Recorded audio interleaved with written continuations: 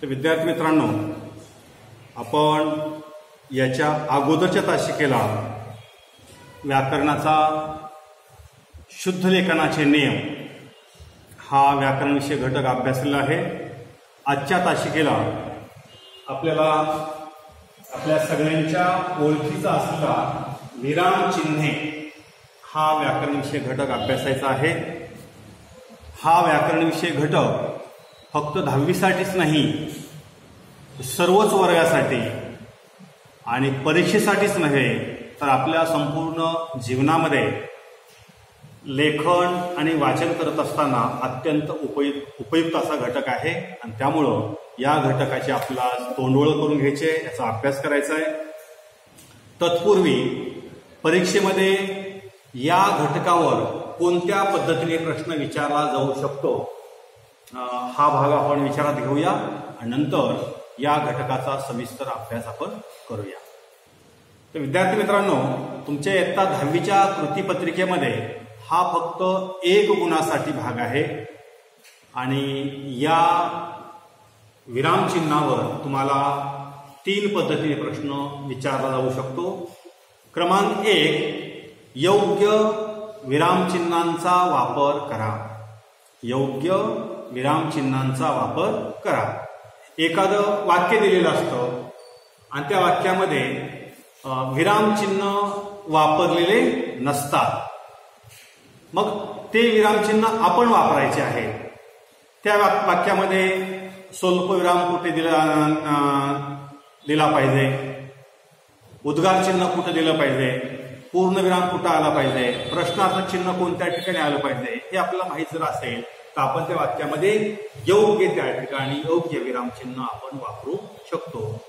2 विरामचिन्ह वापरणं अपेक्षित आहे आणि प्रत्येक विरामचिन्हासाठी अर्धा गुण असा 1 गुणासाठीचा हा प्रश्न आहे. म्हणजे योग्य विरामचिन्हे वापरा. दुसरा प्रश्न पडतो, विरामचिन्हे ओळखा. म्हणजे तुम्हाला विरामचिन्ह त्या ठिकाणी काढून दाखविलेले असते. पूर्णविराम दिलेला असेल किंवा प्रश्नार्थ चिन्ह दिलेलं असेल, उद्गार चिन्ह दिलेलं असेल किंवा एकेरी किंवा दुहेरी अवतरण दिलेलं असेल तर त्या चिन्हाचं नाव त्याच्या पुढे लिहिणं अपेक्षित आहे. जर प्रश्नचिन्ह दिलेलं असेल त्याच्यापुढे प्रश्नार्थक चिन्ह, उद्गार चिन्ह दिलेलं असेल तर त्याच्यापुढे उद्गार चिन्ह असं आपण लिहिणं अपेक्षित आहे.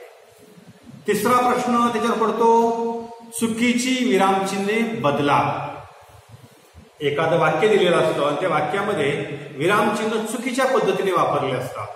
जिथं स्वल्पविराम यावा त्या ठिकाणी पूर्णविराम दिलेला असतो. पूर्णविरामाच्या ठिकाणी कुठतरी दुसरं चिन्ह वापरलेलं असतं किंवा एकेरी अवतरणाच्या ऐवजी दुहेरी अवतरण वापरलं असतं. उद्गार चिन्हाच्या ऐवजी काहीतरी अर्धविराम वापरला असतो. तर ते बदलायचे आपल्याला आणि त्या ठिकाणी नियमानुसार कोणतं विरामचिन्ह येतं ते चिन्ह आपल्याला देणं अपेक्षित आहे. पहिलं चिन्ह बदलून टाकायचं आणि आपण वाक्य पुन्हा लिहून त्या ठिकाणी जे चिन्ह येतात ते चिन्ह लिहिणं अपेक्षित आहे. तर आता आपण प्रत्यक्ष विरामचिन्हांच्या अभ्यासाकडे वळूया. तर आपण आपल्या भावना बोलून व्यक्त करतो किंवा भाषेच्या माध्यमातून बोलून व्यक्त करत असतो. जसं आपण बोलून भावना व्यक्त करतो तसं आपण लिहूनही भावना व्यक्त करतो. आपण लिहितो सुद्धा किंवा इतरांच्या लिखाणाच्या माध्यमातून इतरांच्या भावना आपण समजून घेऊ शकतो. म्हणजे आपण वाचन करत असताना ते वाचन जे आहे ते वाचन कधी मनातल्या मनात करतो तर ते वाचन कधी प्रकट स्वरूपाचं असतं. वाचनात आपण कथा वाचतो, कादंबऱ्या वाचतो, नाटकं वाचतो किंवा अन्य प्रकारचे साहित्य वाचन करतो आणि या वाचनामध्ये बऱ्याचदा संवाद आलेले असतात. व्यक्तिमधले संवाद आलेले असतात, संभाषण आलेलं असतं आणि या संवादामध्ये संभाषणामध्ये जागोजाग विविध विरामचिन्हांचा वापर केलेला असतो. आता हे सर्व ठिकाणी विरामचिन्हे वापरतात पण कोणतंही विरामचिन्ह कुठे वापरता येत नाही. तर ते त्या चिन्हाला एक प्रकारचा अर्थ आहे. कोणतं चिन्ह कुठे वापरावं या संबंधीचे काही नियम आहेत. तर आपल्या लेखनात सुद्धा अशा पद्धतीनं विरामचिन्हाला खूप महत्वाचं स्थान आहे. वाचन करताना आपण विरामचिन्ह त्या वाक्याचा अर्थ लक्षामध्ये घेऊन विरामचिन्ह वापरत असतो. म्हणजे आता विरामचिन्ह याचा अर्थ काय? विराम म्हणजे थांबणे. विराम म्हणजे थांबणे. आपण वाचन करत असताना किंवा एखादं वाक्य वाचत असताना त्या वाक्यामध्ये काही ठिकाणी थांबतो किंवा विराम घेतो आणि ती थांबण्याच्या ज्या जागा आहेत त्या जागा दाखविण्यासाठी या विरामचिन्हांचा वापर केला जातो. काही ठिकाणी आपण अतिशय कमी वेळ, काही क्षण थांबतो फक्त, काही ठिकाणी थोडा जास्त वेळ थांबतो, काही ठिकाणी थोडा जास्त वेळ थांबतो. मग हे आपलं विराम घेणं जे आहे किंवा आपलं वाचन करत असताना थांबणं जे आहे, हे थांबणं दाखविण्यासाठी तुम्ही त्या ठिकाणी किती विराम घ्यायचा आहे ह्या सर्व बाबी दाखविण्यासाठी विरामचिन्हांचा वापर केला जातो. आणि म्हणून आपण वाचन करत असताना किंवा लेखन करत असताना विरामचिन्हाचा संदर्भ लक्षामध्ये घेऊन वाचन किंवा लेखन करणं हे अत्यंत महत्वाची गोष्ट आहे. आता विरामचिन्ह जे आहे एकूण विरामचिन्हाचे आपण 2 गट पाडतो. त्याच्यामध्ये पहिला गट आहे विराम दर्शविणारी चिन्हे. म्हणजे तुम्ही कोणत्या ठिकाणी थांबायचंय, कोणत्या ठिकाणी वाचन करत असताना थोडा विराम घ्यायचा आहे हे दाखवणारी चिन्हे म्हणजे विरामचिन्हे. आणि दुसरा विरामचिन्हाचा गट आहे अर्थबोध करणारी विरामचिन्हे. पहिला गट विराम दर्शविणारी चिन्हे आणि दुसरा गट अर्थबोध करणारी विरामचिन्हे. म्हणजे त्या चिन्हांना काही तर अर्थ आहे. म्हणजे हे वाक्य प्रश्न विचारणार आहे, हे वाक्य उत्कट भावना व्यक्त करणार आहे, या वाक्याच्या पुढे तपशील द्यायचा आहे, या वाक्यात या शब्दावर जोर द्यायचा आहे, असे अर्थ व्यक्त करणारे काही चिन्ह आहेत. या सर्व चिन्हांचा आपल्याला या ठिकाणी अभ्यास करायचा आहे. तर आपण या ठिकाणी पहिलं विरामचिन्ह पाहूया. क्रमांक 1 चं विरामचिन्ह आहे. बघा, हे चिन्ह अशा पद्धतीने काढलं जातं. एक भरीव छोटं टिंब आहे आणि या चिन्हाचं नाव आहे पूर्ण विराम. पूर्ण विराम. आता हे चिन्ह पूर्ण विरामाचं चिन्ह आहे. मग हे चिन्ह वाचनामध्ये किंवा लेखन करत असताना कोणत्या ठिकाणी वापरलं जातं?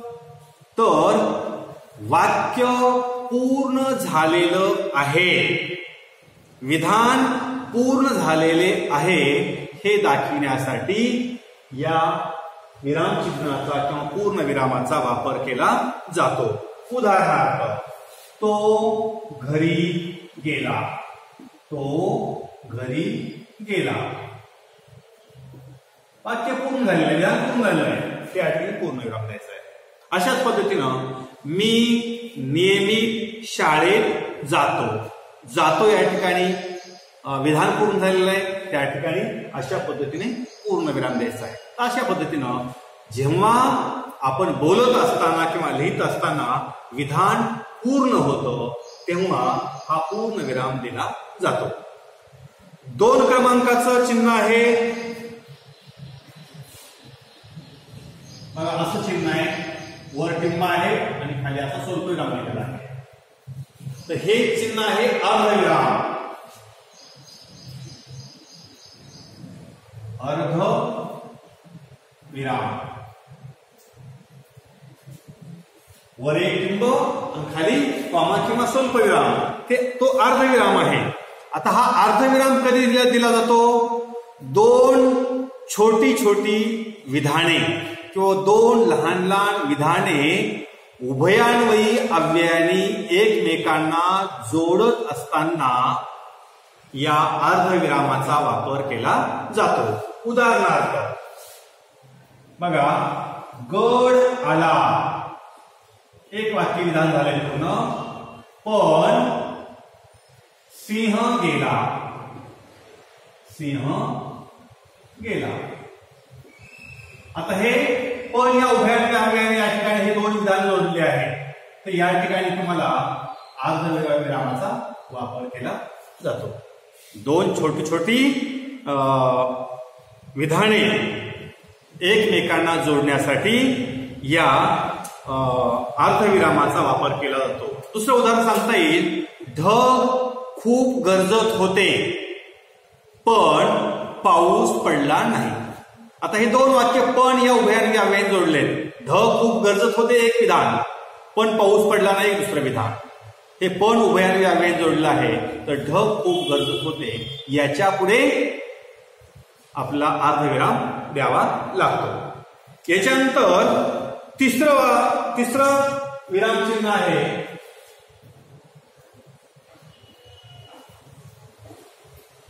स्वल्पविराम. स्वल्पविराम इथं आपल्याला खूप थोडंसं थांबावं लागतं आणि स्वल्पविरामाचं चिन्ह अशा पद्धतीचं आहे. तर स्वल्पविराम कधी वापरतात? जर एकाच जातीचे अनेक शब्द वाक्यामध्ये आले तर या प्रत्येक शब्दांच्या पुढे या स्वल्पविरामाचा वापर केला जातो. उदाहरणार्थ बागेत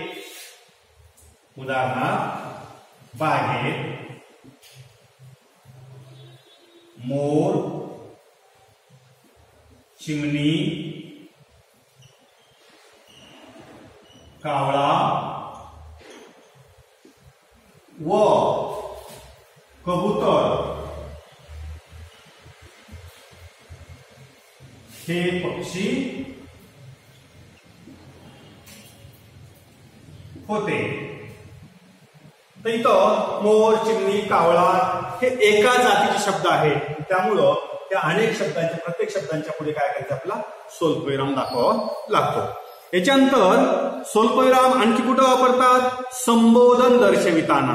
संबोधन म्हणजे हाक मारणे. मुलांनो घंटा वाजली वर्गात बसा. मुलांनो घंटा वाजली वर्गात बसा.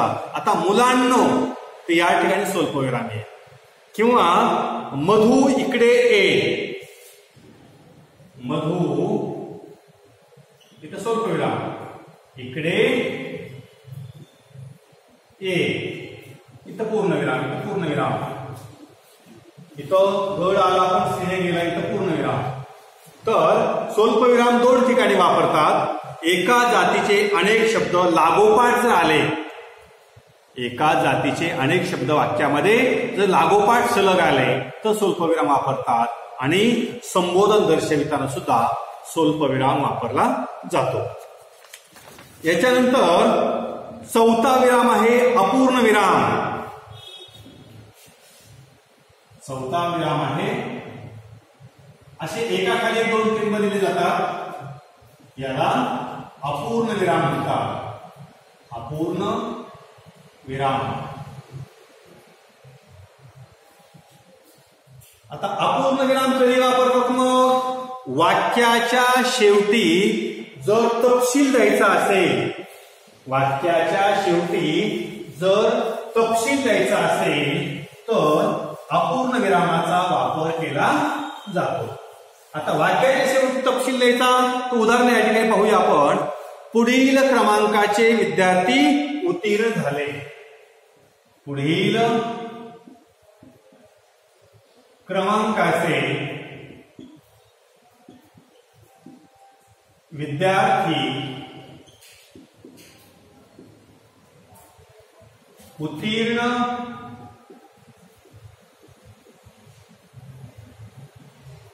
झाले हे वाक्य आहे. आणि आता तपशील द्यायचा आहे. पुढील क्रमांकाचे विद्यार्थी. मग आता तपशील देत असताना तपशील देण्याच्या अगोदर हा अपूर्ण विराम या ठिकाणी द्यायचा आणि मग पुढे क्रमांक लिहायचे. क्रमांक 1, 3, 5, 7, 10 जे काय असतील ते. म्हणजे एखाद्या वाक्याच्या शेवटी जर काही तपशील द्यायचा असेल तर तपशील देत असताना या अपूर्ण विरामांचा वापर केला जातो. याच्यानंतर पाचवं विराम चिन्ह आहे 5 क्रमांक.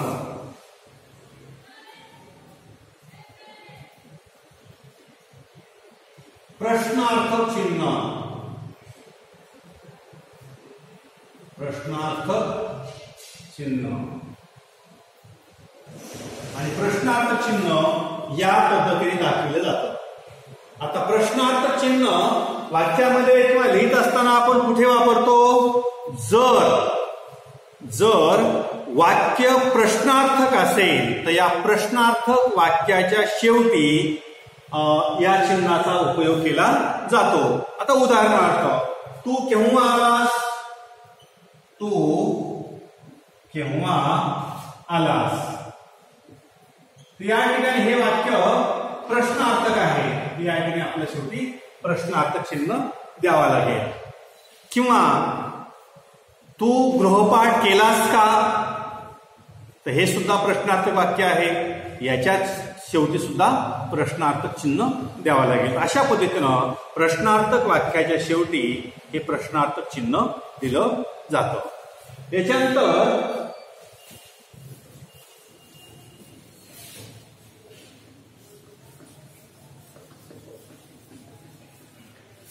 सहावं विरामचिन्ह आहे. सहावं विरामचिन्ह उद्गार चिन्ह.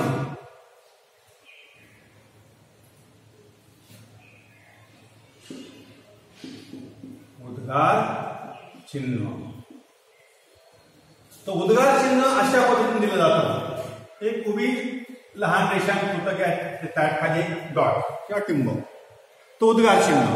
उद्गार चिन्ह कधी दिलं जातं? जर उत्कट भावना व्यक्त केली जात असेल तर उत्कट भावना व्यक्त करताना ती व्यक्त करणाऱ्या शब्दांच्या समोर किंवा शब्दाच्या पुढे हे उद्गार चिन्ह दाखविलं जातं किंवा दिलं जातं. उत्कट भावना व्यक्त करताना ती व्यक्त करणाऱ्या शब्दांच्या पुढे हे उद्गार चिन्ह दिलं जातं. आता उदाहरणार्थ, मैदानावर मुलांचा खेळ रंगात आलेला आहे आणि एखादा मुलगा खूप छान खेळतोय. अशा वेळी कोणते भावना व्यक्त करतो? शाब्बास, खूप छान खेळलास. शाब्बास, खूप छान खेळला. तर शाब्बास ही त्याच्या मनातली उत्स्फूर्त उत्कट भावना त्यांनी व्यक्त केलेली आहे. तर ती लिहून दाखवत असताना आपल्याला लिहावं लागेल शाब्बास आणि त्याच्या पुढे उद्गार चिन्ह भाव, छान खेळलास.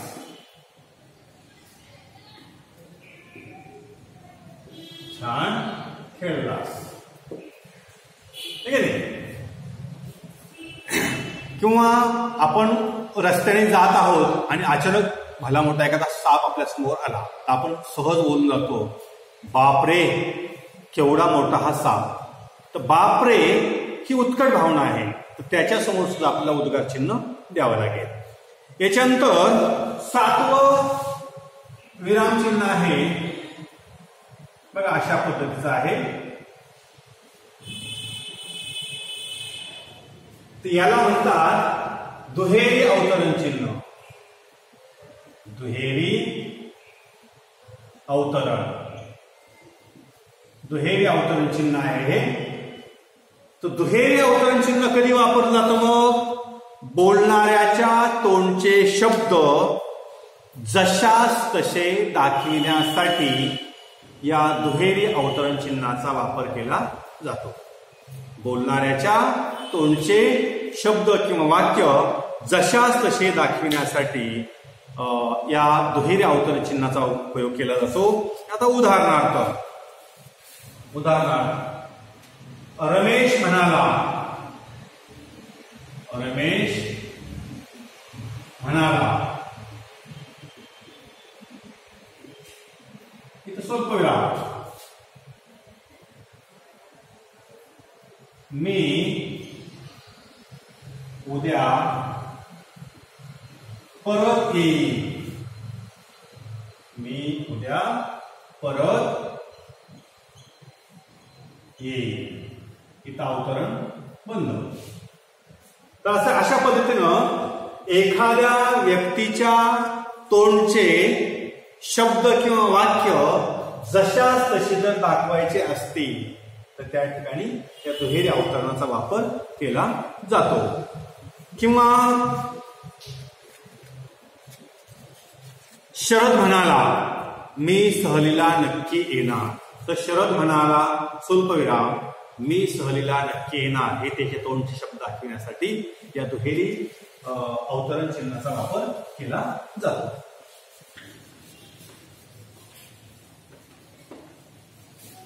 याच्यानंतर 8वं विरामचिन्ह आहे. बघा 8वं विरामचिन्ह या पद्धतीने दिलं जातं. त्याला म्हणतात एकेरी अवतरण. एकेरी अवतरण चिन्ह. आता हे एकेरी अवतरण चिन्ह कधी वापरतात? एखाद्या शब्दावर जर जोर द्यायचा असेल, एखाद्या शब्दावर जर जोर द्यायचा असेल तर या एकेरी अवतरण चिन्हाचा वापर केला जातो. आता उदाहरणार्थ मूल ध्वनींना वर्ण असे म्हणतात. मूल ध्वनींना वर्ण असे म्हणतात. या ठिकाणी वर्ण या शब्दावर जास्त जोर द्यायचा आहे. या ठिकाणी याला एकेरी अवतरण. किंवा एखाद्या पुस्तकाचं नाव वाक्यामध्ये आलेलं आहे, ते पुस्तकाचं नाव त्या ठिकाणी अधोरेखित करायचं आहे तर त्या पुस्तकाच्या नावाला सुद्धा एकेरी अवतरण चिन्ह दिलं जातं. किंवा गांधीजींनी असहकार आंदोलन पुकारले. गांधीजींनी असहकार आंदोलन पुकारले. या वाक्यामध्ये असहकार या शब्दावर जोर द्यायचा आहे किंवा हा शब्द अधोरेखित करायचा आहे. अशा वेळी त्या शब्दाला सुद्धा एकेरी अवतरणामध्ये घेतलं जातं. म्हणजे एखाद्या वाक्यामध्ये एखादा शब्द जास्त महत्वाचा वाटत असेल तर तो शब्द विशेष वेगळा महत्वाचा दाखवण्यासाठी त्या ठिकाणी एकेरी अवतरणाचा वापर केला जातो. त्याच्यानंतर 9वं विरामचिन्ह आहे संयोग चिन्ह. बघा इथं अशा आडवी लहान रेषा असते. संयोग चिन्ह.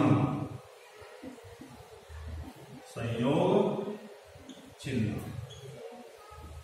आता संयोग चिन्ह कधी वापरतो? मग दोन शब्द जोडताना. दोन शब्द जोडताना.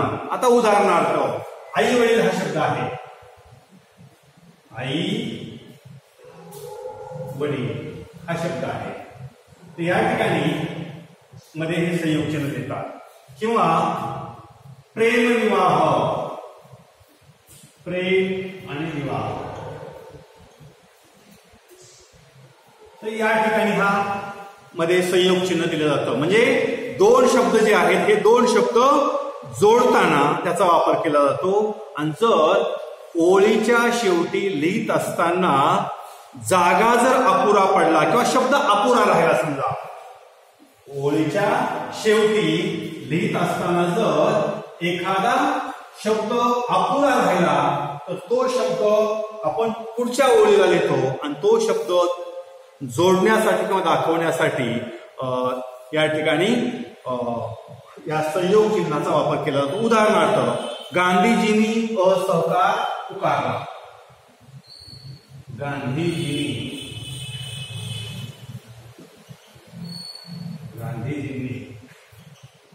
असहकार.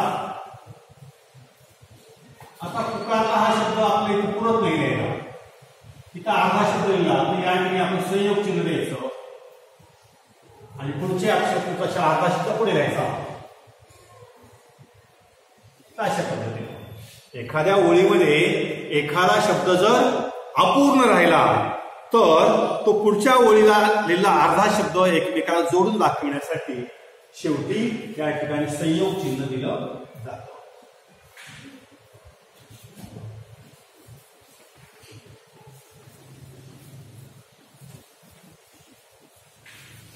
आणि शेवटचं 10 क्रमांक चिन्ह आहे अपसारण चिन्ह. ते चिन्ह सुद्धा संयोग चिन्हासारखंच आहे. अपसारण चिन्ह याला इंग्रजीमध्ये आपण डॅश असे म्हणतो. इंग्रजीमध्ये डॅश म्हणतो.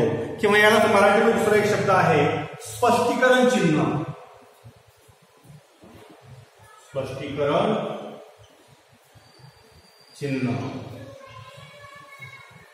आता या स्पष्टीकरण चिन्हाचा किंवा अपसारण चिन्हाचा उपयोग कधी केला जातो, तर बोलता बोलता जर विचार मालिका खंडित झाली किंवा बोलता बोलता विचार मालिका जर तुटली तर या अपसारण चिन्हाचा उपयोग केला जातो.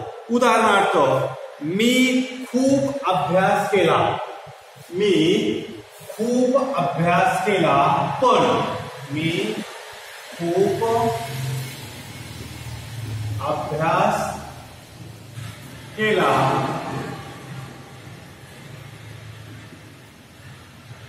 पण आपली विचार मालिका तुटलेली आहे, आपली विचार मालिका तुटलेली आहे किंवा त्या ठिकाणी असा पुढे अपसारण चिन्ह दिले जातो किंवा डॅश दिला जातो.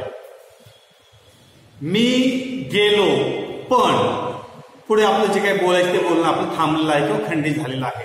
तर अशा पद्धतीनं बोलताना जेव्हा आपली विचार मालिका खंडित होते किंवा बोलता बोलता आपण आपली विचार मालिका तुटते तेव्हा अशा पद्धतीनं अपसारण चिन्ह दिलं जातं. किंवा मग स्पष्टीकरण द्यावं याचं असल्यानंतर नाव म्हणजे स्पष्टीकरण चिन्ह. स्पष्टीकरण जर द्यायचं असेल तर स्पष्टीकरण देताना सुद्धा या चिन्हाचा वापर केला जातो.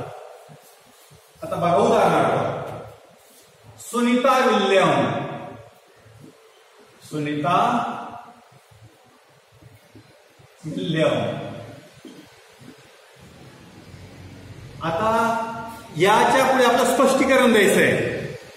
जिने अंतराळात भ्रमण केले, इथं अपसारण चिन्ह, जिने अंतराळात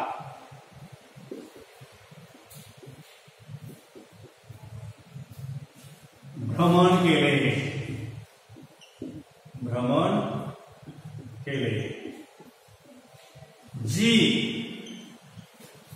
भारतीय वंशाची आहे, भारतीय वंशाची आहे. असं जर आपला स्पष्टीकरण द्यायचं असेल, स्पष्टीकरण द्यायचं असेल तर अशा पद्धतीने अपसारण चिन्ह किंवा स्पष्टीकरण चिन्ह दिलं जातं. दुसरं उदाहरण, तो मुलगा, अपसारण चिन्ह, जो ग्रामीण भागातील आहे.